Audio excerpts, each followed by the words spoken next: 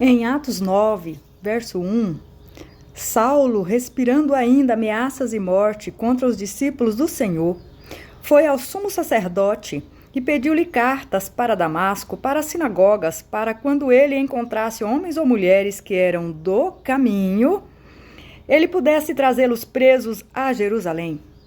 E em Atos 22 diz assim: E persegui este do caminho até a morte, prendendo e metendo em prisões, tanto varões quanto mulheres.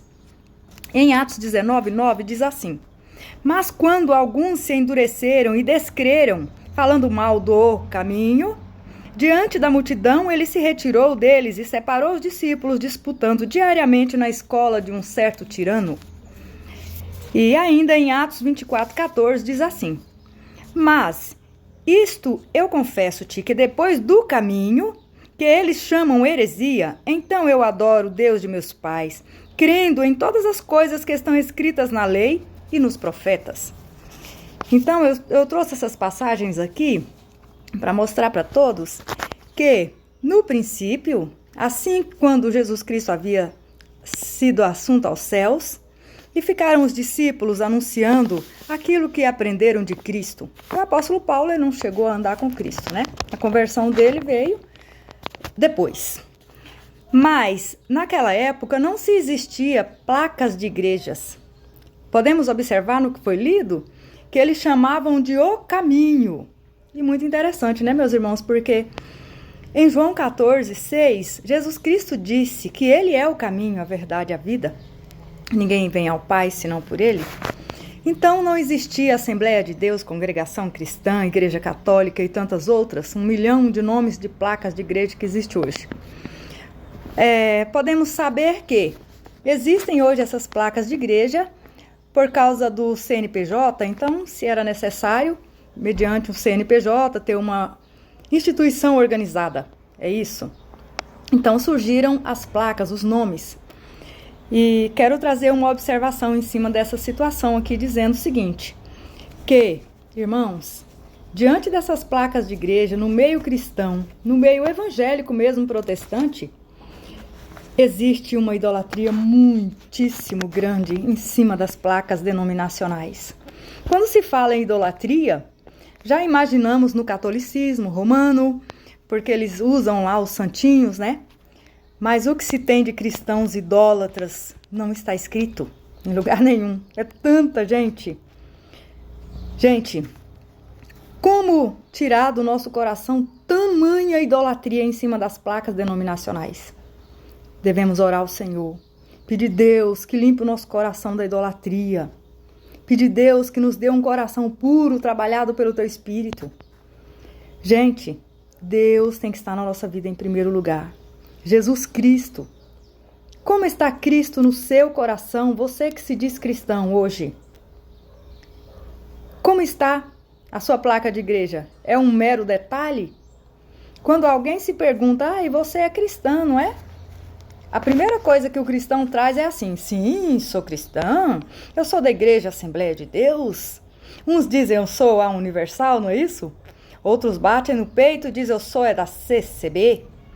Gente, perdemos grande oportunidade de anunciar Cristo, de dizer sim, sou um servo de Deus, uma serva de Deus. Pela misericórdia de Deus, o próprio Cristo me alcançou. Hoje sou uma pessoa convertida ao Senhor. Perdemos a oportunidade, meus irmãos, de anunciar Jesus Cristo, nosso Senhor. E acabamos por anunciar a nossa placa denominacional. É muito triste mesmo.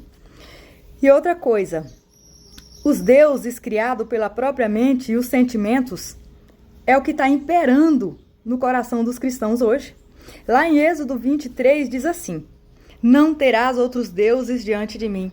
Esse é o próprio Deus falando para o povo que saiu de Israel e serve para nós hoje não criarmos deuses diante de Deus.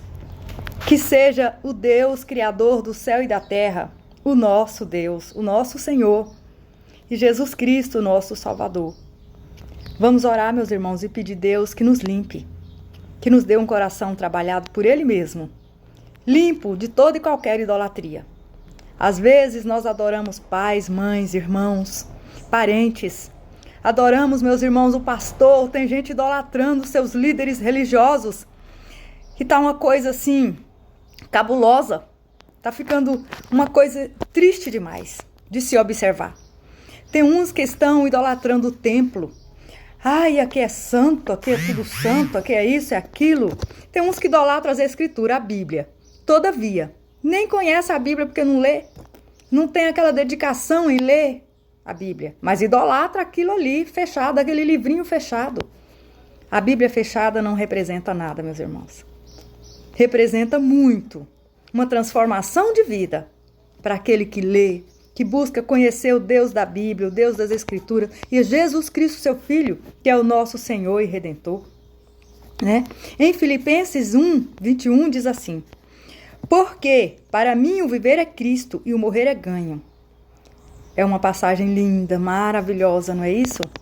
Para nós cristãos. Vamos viver a Cristo, vamos pôr Ele em primeiro lugar na nossa vida. Vamos deixar os detalhes em segundo lugar. Placas denominacionais são detalhes. São coisas que na época do Senhor Jesus Cristo nem existia. E hoje nós colocamos em primeiro lugar na nossa vida. Vai falar para um crente de uma placa denominacional dessas por aí, que lá na igreja dele está pregando heresia. Ele perde a compostura. De imediato perde a compostura. Porque ele defende a sua placa denominacional com unhas e dentes. Mas e Cristo?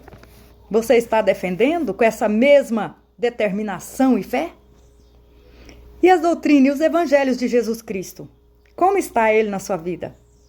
Está se deixando